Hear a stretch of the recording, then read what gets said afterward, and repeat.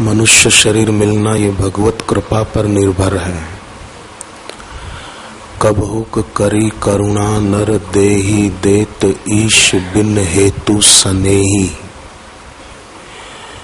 और फिर मनुष्य शरीर मिलने के बाद सत्संग और साधना में रुचि होना ये गुरु की कृपा पर निर्भर है।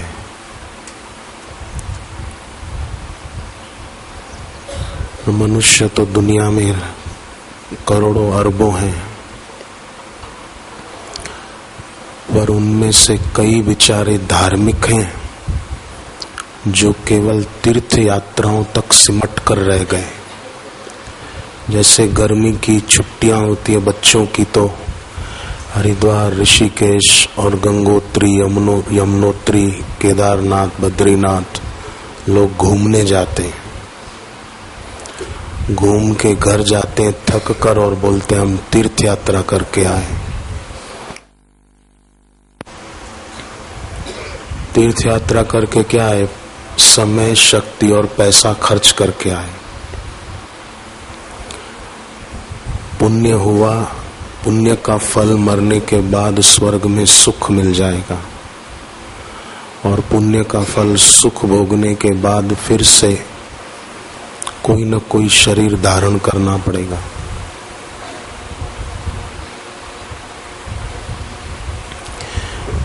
पहले के जमाने में बड़े बड़े लोग जो होते थे, जमींदार लोग, वो गरीब लोगों से मजदूरी करवाते थे, पर बदले में पैसा नहीं देते थे।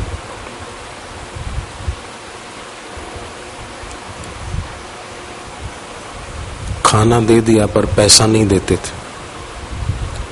उसको बेगार बोलते थे, बेगार।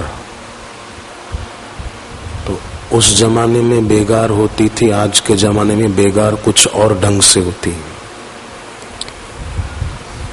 लोग हकीकत में अपने लिए कुछ भी नहीं कमा पाते जिनके जीवन में सत्संग नहीं, गुरु की दीक्षा, शिक्षा नहीं है।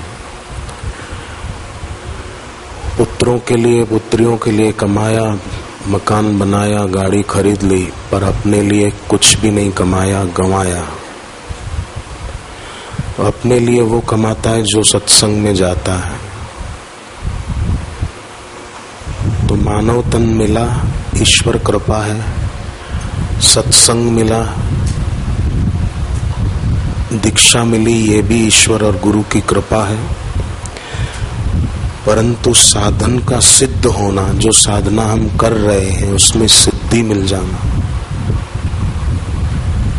वो गुरु की कृपा के बिना संभव नहीं। और गुरु की कृपा उसको मिलती है जिसके दिल में अपने गुरुदेव के प्रति अपार श्रद्धा और प्रेम होता है।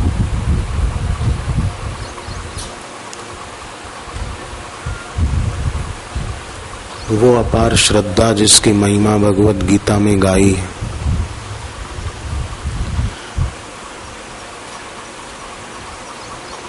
कई जगहों पर गीता में, भगवत गीता के 6 अध्याय में श्रद्धावान को योगी बताया है। आज तो योग के आसन करे, योग की क्रियाएं करे, उसको बोलते हैं योगी है। पर भगवान कृष्ण योगी श्रद्धावान को मानते हैं।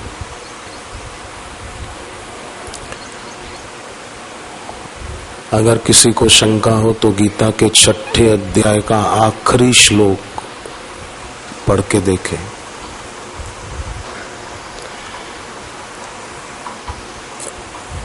ऋग्वेद में 10 मंडल हैं, जैसे गीता के 18 अध्याय बोलते हैं। उसमें भी इसकी खूब महिमा है। तो इससे साधन जो हम कर रहे हैं उसकी सिद्धि होती है। जो साधना हम साधक करते हैं, जप, ध्यान, अनुष्ठान, प्राणायाम आदि, मौन रखना, व्रत करना, इनकी सफलता में भगवान और भगवत प्राप्त गुरु के परायण जो हो जाते हैं, ईश्वर परायण, गुरु परायण, मतलब उन्हीं में निष्ठा रखना, फिर किसी व्यक्ति के पिछलग्गू न बनना, किसी का प्रभाव अपने पर न पड़ने देना, केवल और केवल अपने गुरुदेव का।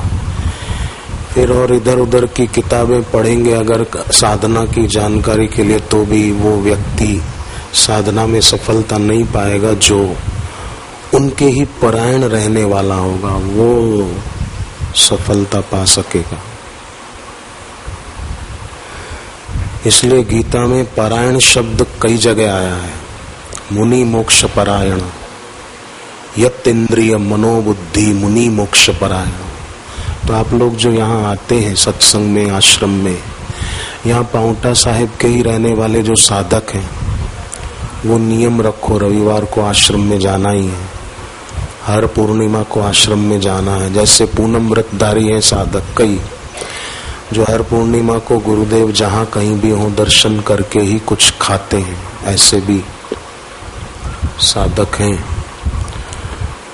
तो कुछ साधक, क्या मैं कहूँ कई साधक ऐसा भी नियम बनाओ जो पाउंटा साहिब के रहने वाले हैं, हर पूर्णिमा को गुरुदेव जहाँ हो वहाँ नहीं जा सकते हैं, तो संकल्प कर लें कि हर पूर्णिमा को हम इस आश्रम में आकर मौन रखकर जप ध्यान 2 घंटे 3 घंटे तक करेंगे। यहाँ ज्यादा समय अनुकूल हो तो ज्यादा देर तक भी बैठकर करेंगे।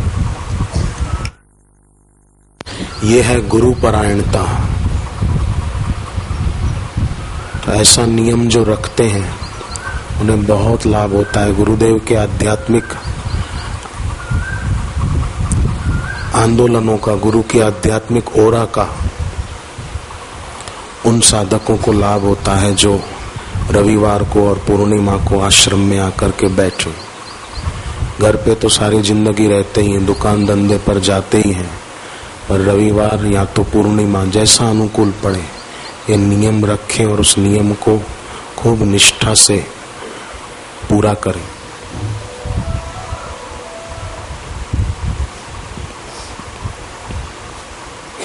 तो भगवत गीता में इसकी महिमा आती है। मत पर शब्द गीता में कई बार आया, ये उसी अर्थ में है, उन्हीं के परायण होना। अहमदाबाद में एक लड़की 4 साल की बच्ची बेचारी बोल नहीं पाती थी, तो उसके पिता माता को बहुत दुख था। बच्चे तो 1.5-2 साल के होते ही बोलना शुरू कर देते हैं ना, वो 4 साल की हो गई, 5वां साल शुरू हो गया, अभी तक बोल नहीं पा रही। कई डॉक्टरों को दिखाया, आयुर्वेदाचार्यों को दिखाया, नेचुरोपैथी वाले, होम्योपैथी वाले, सब जगह घूमे बेचारे, क्या होगा। तो बच्ची के पिताजी ने संकल्प किया कि मैं हर रविवार को अपने घर से आश्रम तक पैदल चल के जाऊंगा। 10-11 किलोमीटर दूर उनका घर था अहमदाबाद आश्रम से। तो अहमदाबाद शहर तो बहुत बड़ा है, फिर भी वो व्यक्ति हर रविवार को सुबह घर से पैदल चलते हैं और जप करते करते अकेले निकलते, ऐसा नहीं कोई साथ में और बड़बड़ करते हुए जाएं, बातें करते हुए जाएं, मौन मन में गुरु मंत्र का जप करते करते जाते थे।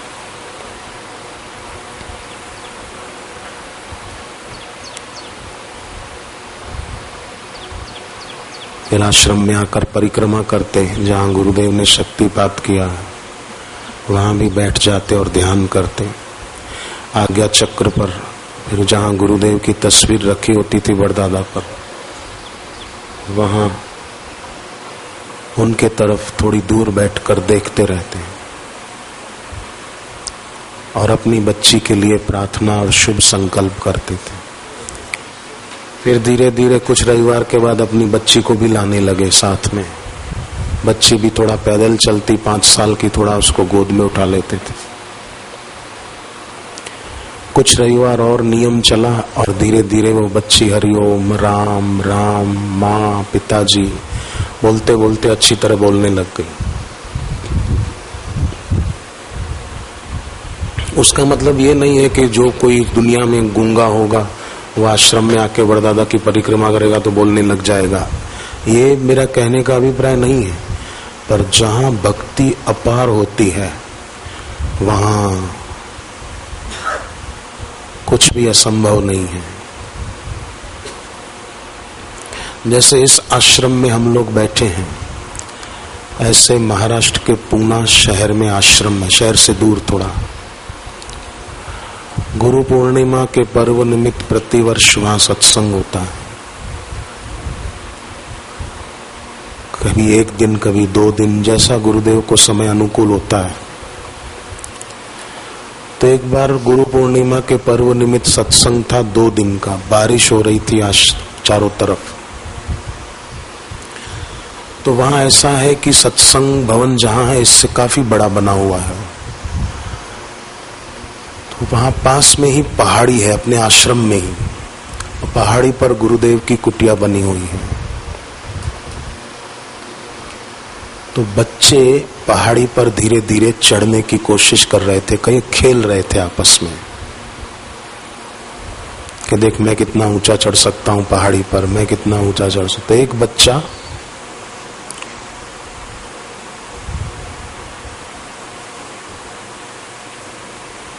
ऊंचा चढ़ने लगा काफी, पर बारिश हो रही थी, फिसलन भी थी, फिसल कर गिर पड़ा नीचे। उसके माँ बाप दूर बैठे थे, देखकर दौड़ते हुए बच्चे को उठाने गए।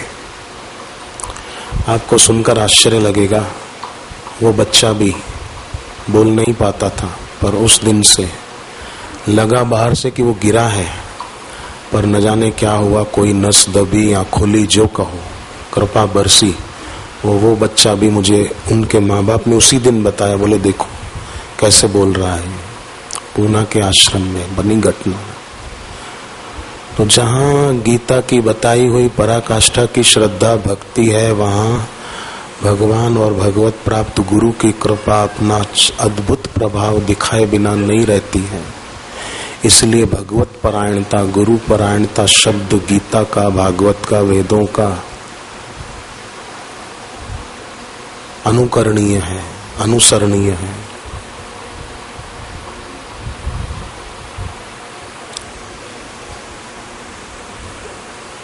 होठ बंद रखकर, जीभ तालू में लगाकर मन ही मन गुरु मंत्र का जप करें 2-5 मिनट, और शांत। हमारी भी भगवत गीता की बताई हुई ऐसी भक्ति श्रद्धा अपने आराध्य के चरणों में, गुरु के चरणों में हो। हे हरि, हे भगवान, भगवत गीता में आपने जो कहा है, श्रद्धावान ही योगी है, क्योंकि श्रद्धावान जो होगा वो गुरु के वचनों के अनुसार अपनी भक्ति साधना को बढ़ाएगा। तो वही तो योगी है कि जो ईश्वर का नित्य योग है उसमें शांति पाए, जप करे। जिसका वियोग हो जाए, उन वस्तुओं में आसक्ति न रखकर नित्य योग जिस ईश्वर के साथ है, उस ईश्वर का, ईश्वर प्राप्त गुरु का ध्यान सुमिरन करे, वही योगी है। हम ऐसे श्रद्धावान योगी बने।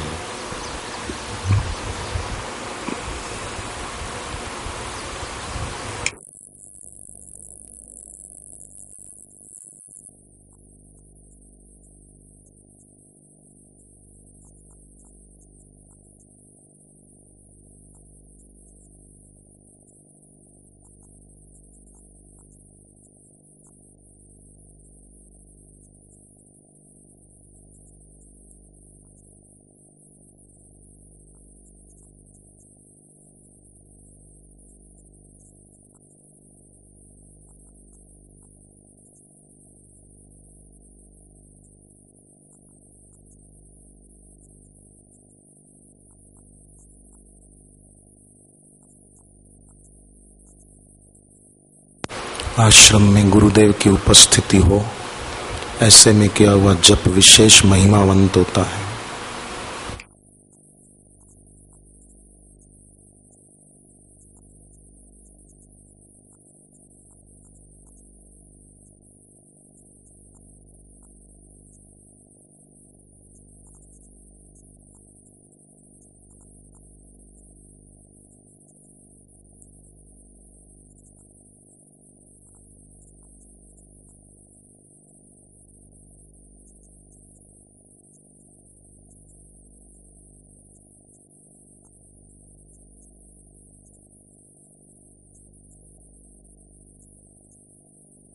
जप करने में, मौन रखने में अगर जो ऊब रहा है तो जरूर वो व्यक्ति ऐसा है कि जैसे कोई ऊंची पहाड़ी पर चढ़ना तो चाहता है, पर पत्थर कई उठा रखे हैं उसने बड़े बड़े, तो ऊपर चढ़ने में, शिखर पर पहुंचने में बेचारे को तकलीफ हो रही है। व्यर्थ चिंतन ही वो भार है जो ऊंचा उठना नहीं देता, और निश्चिंत होकर शांत बैठना, जप करना, ये निर्भर होना है। तो ऐसा व्यक्ति ऊंचे शिखर पर जल्दी पहुंच सकता है। भार सिर पे उठाने वाला क्या पहुंचेगा? भार उठा रखा है तो जीवन को ऊंचाइयों के बदले घाटियों में ले जाएगा और परेशान होगा। एक महिला का बच्चा उसने देखा जन्मने के उसके कुछ दिन बाद कि उसको दिखाई नहीं दे रहा है। बहुत प्रयास किए, कई डॉक्टरों के पास गए, बच्चा 2 महीने का हुआ पर दिखाई नहीं दे रहा है। तब क्या करें? दिल्ली गए,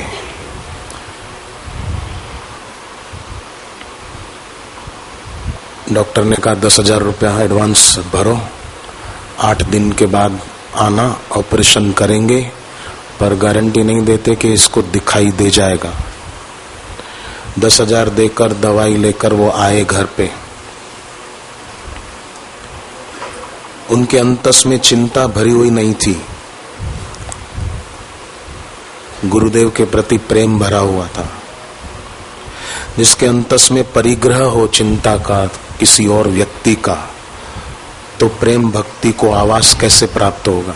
जैसे मकान में पहले से ही कोई रह रहा है, किराएदार कोई, तब क्या करें? प्रेम से बड़ी कोई प्रभुता नहीं है। प्रेम हो तो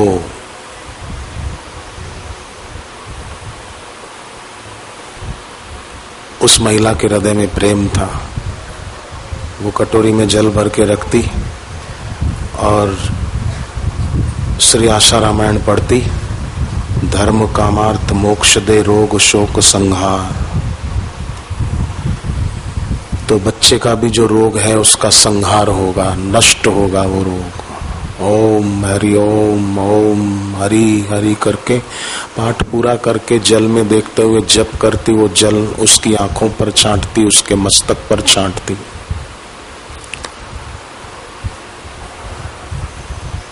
बच्चे का कोई पातक होगा पिछले जन्म का, वो नष्ट होता गया। 8 दिन में तो बच्चा देखने लग गया।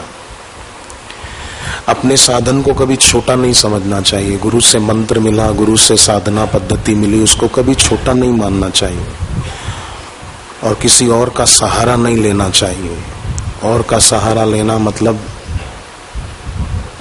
बड़ा जहाज छोड़कर समुद्र पार करने के लिए तिनके और पत्ते पकड़ रहा है। तो गुरु का नाम, गुरु का सुमरन वो जहाज की तरह है, पार करने में सक्षम है। और सहारे और लोग होते हैं ना, कोई कोई दूसरों को प्रभावित करते रहते हैं। हमको बापूजी ने स्वप्ने में ऐसा कहा है, हमको गुरुजी ने स्वप्ने में ये कहा है, हमको गुरुजी ने स्वप्ने में कहा है तुम इसी घर में रहो, घर के मालिक को निकाल दो, तुम इस घर के मालिक बन जाओ, हमको गुरुजी ने कहा है। अब क्या ऐसा गुरुजी कभी बोल सकते हैं? पर कोई कोई ऐसा भी कर लेता है, हमको गुरुजी ने कहा इस घर में तुम ही रहो, इसी में घर के मालिक का भला है। घर के मालिक का नहीं, तेरा भला हो रहा है, तेरे को मकान में रहने को मिल रहा है। वो श्रद्धावान है, सोचेगा हाँ गुरुजी ने स्वप्ने में कहा है, पर गुरुजी ऐसा कभी कह ही नहीं सकते। किसी के हक को गुरुजी उससे छुड़वा नहीं सकते, उसका हक दिलाने में मानते हैं गुरुजी।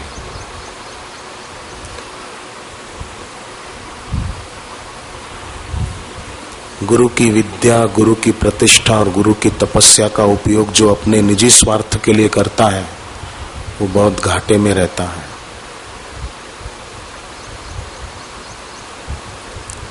पर गुरु की विद्या जो है वो औरों तक पहुंचाने में जो सेवा कर लेता है, ऋषि प्रसाद की, लोक कल्याण सेतु की, ऋषि दर्शन वीडियो मैगजीन की, वो गुरु की विद्या जो दूसरों तक पहुंचाने में निमित्त बनता है, वो सहज ही साधना के ऊंचे शिखरों पर पहुंचता है। श्रेष्ठ के द्वारा ही अश्रेष्ठ बदलता है। जो संपदा कहीं से पाई, किसी से पाई, स्वयं में न पाई, मृत्यु उसको छुड़ाने में समर्थ है। पर जो संपदा किसी से नहीं पाई, कहीं से नहीं पाई, जप ध्यान और सेवा के द्वारा स्वयं में पाई, मृत्यु उसको छुड़ाने में असमर्थ है। तो क्यों न वो संपदा ही बढ़ाई जाए जिसको छुड़ाने में मृत्यु असमर्थ है। भक्तराज ध्रुव ने वो संपदा पाई कि मृत्यु के सिर पर पैर रखकर भगवान के भेजे हुए विमान में बैठकर भगवान के धाम में गए। ऐसी कथा भागवत के 4थे स्कंद में आती।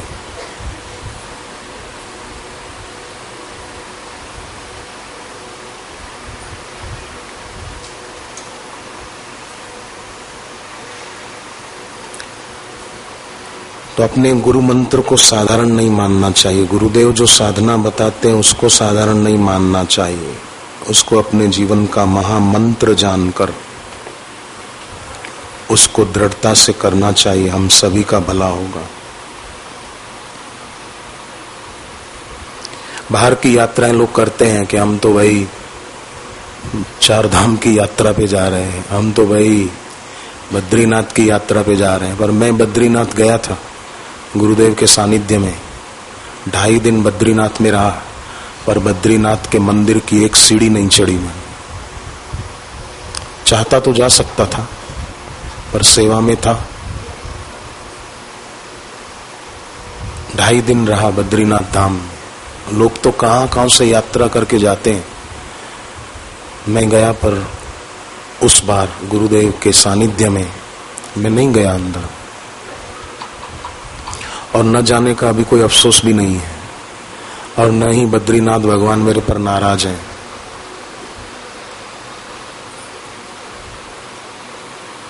सौराष्ट्र में द्वारिका 4 धाम में से एक द्वारिका भी है, बद्रीनाथ भी है। द्वारिका में 4 दिन में रहा, गुरुदेव का सत्संग था तब, पर 4 दिन में एक बार भी मैं द्वारिकाधीश के मंदिर में नहीं जा पाया। उसके पहले भी कभी नहीं गया। पहली बार गया था द्वारिका, सत्संग था तो गया था, नहीं जा पाया। और न जाने का अफसोस भी नहीं, और द्वारिकाधीश मेरे पर नाराज भी नहीं, क्योंकि द्वारिकाधीश को पता है कि मेरे पास ही है। गुरु साक्षात परब्रह्म खाली बोलना ही नहीं चाहिए। गुरु साक्षात परब्रह्म ये जिसके अंतस में हो, तो फिर द्वारिकाधीश के मंदिर में नहीं जा पाए तो अफसोस भी नहीं होगा। क्योंकि द्वारिकाधीश स्वयं गीता में कहते हैं कि जिनको परमात्मा का साक्षात्कार हुआ उस महापुरुष में और मुझ में कोई अंतर नहीं।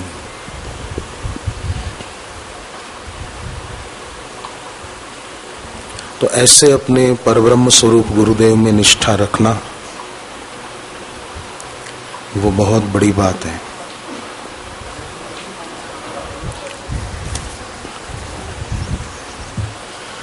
ओ